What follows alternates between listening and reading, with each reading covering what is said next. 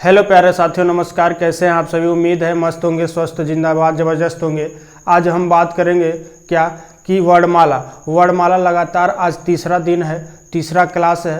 पहले क्लास में स्वर के बारे में पढ़े थे, दूसरे में व्यंजन के, और कुछ व्यंजन में अधूरा रह गया था। तो आज की क्लास में हम व्यंजन को पूरा करेंगे। ठीक, तो देखेंगे क्या कि व्यंजन को क्या कितने प्रकार में बांटा जाता है, यानी घोषत्व के आधार पर व्यंजन के प्रकार। सबसे पहले क्या देखेंगे कि घोषत्व के आधार पर व्यंजन के प्रकार। घोषत्व के आधार पर व्यंजन दो भागों में बांटा गया है। पहला, कितने भागों में?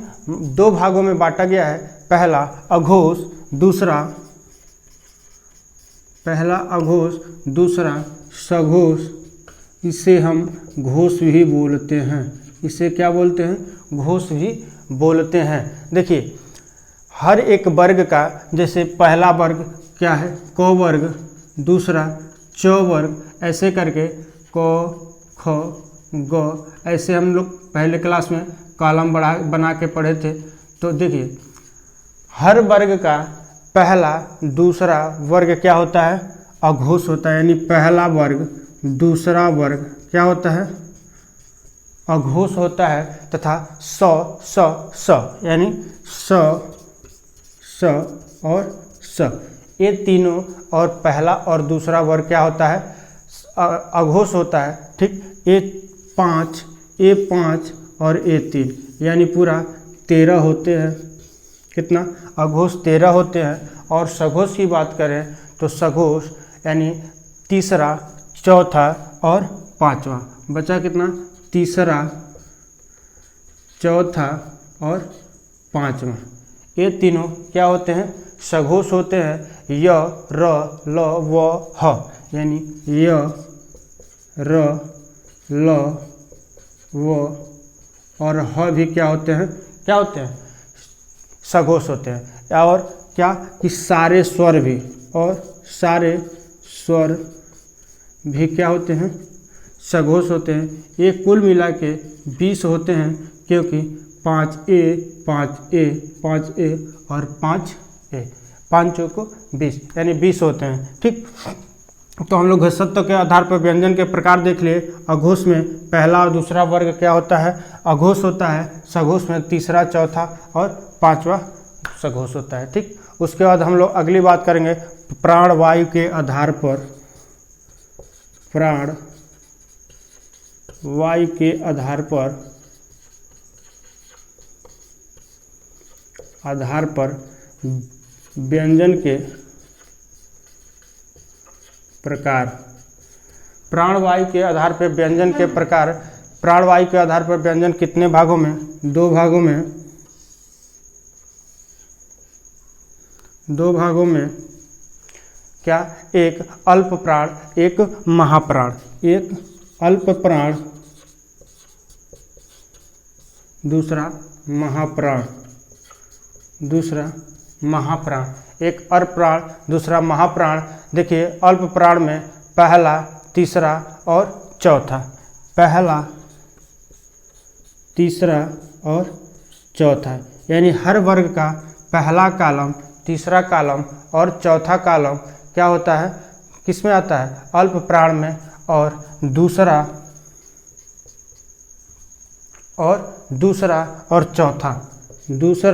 और चौथा हमारा किस में आता है? महाप्राण में। स ह, यानी स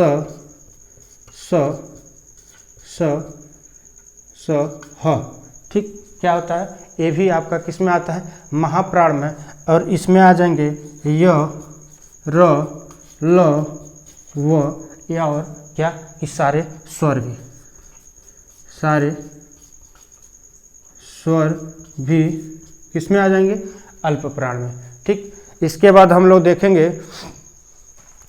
देखेंगे क्या देख लिए कि घोषत्व के आधार पर व्यंजन के प्रकार, प्राणवायु के आधार पर व्यंजन के प्रकार। तो प्राणवायु के आधार पर दो भागों में अल्प प्राण, महाप्राण देखिए यहाँ एक मिस्टेक हो गया, इसको 5 बना लीजिए, पहला, तीसरा और पांचवा, इसके बाद महाप्राण में दूसरा और चौथा। ठीक, इसके बाद हम देखेंगे क्या कि उच्चारण स्थान, सारे वर्ड का उच्चारण स्थान, उच्चारण स्थान। आपका जो उच्चारण स्थान है, इन अक्षरों का उच्चारण स्थान, उसको हम लोग पढ़ेंगे।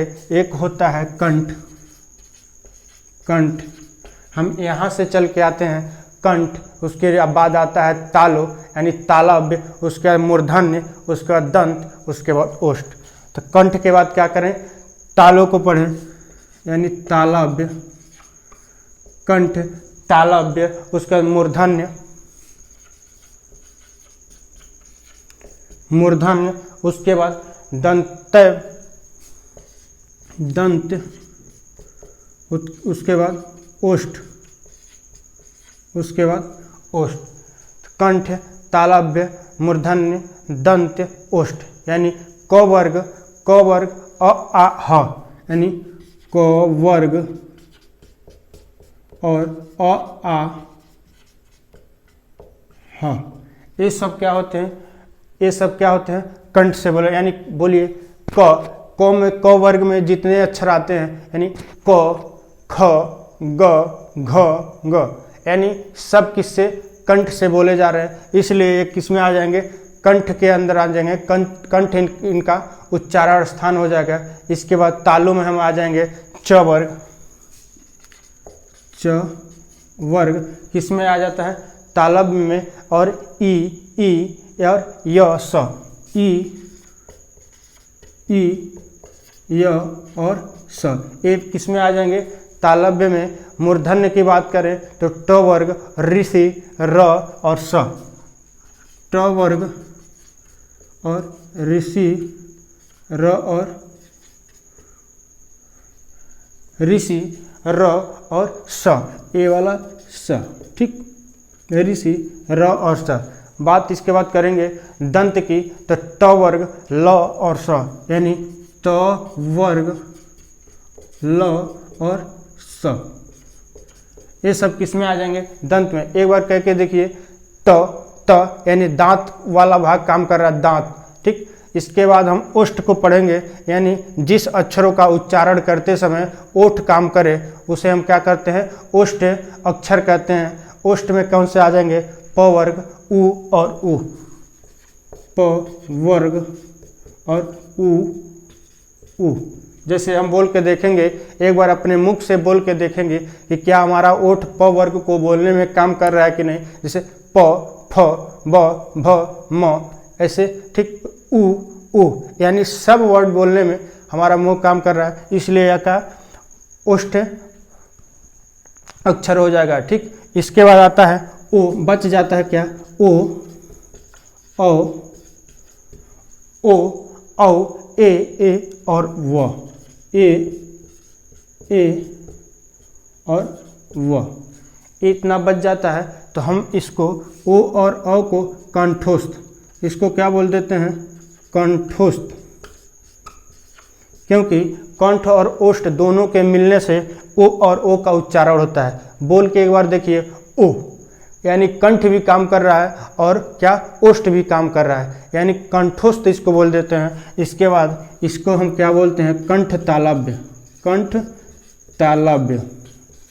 बोलिए, एक बार बोल के देखते हैं, ए, यानी क्या होता है, कंठ भी काम कर रहा है और तालु भी काम कर रहा है। ठीक, व को देख लेंगे, व की बात करें तो दंठोस्थ, इसको हम बोलते हैं दंतोष्ठ, यानी दांत और ओष्ठ दोनों काम करता है। व, यानी दांत और ओठ दोनों काम कर रहा है, इसलिए हम दंठोष्ठ बोल देंगे। और आज का क्लास यहीं तक समाप्त होता है, क्योंकि हमारा वर्णमाला यहीं फाइनल होता है। आगे कोई भी दिक्कत हो आप कमेंट सेक्शन में ज़रूर एक बार कमेंट करके बताइएगा, कहीं भी कोई चीज़ ऐसा न बचे कि जो आपके मन में डाउट रह जाए और समझ में ना आया हो। कोई भी दिक्कत हो कमेंट सेक्शन में ज़रूर कमेंट करके बताएं और चैनल को एक बार सब्सक्राइब कर दें। धन्यवाद।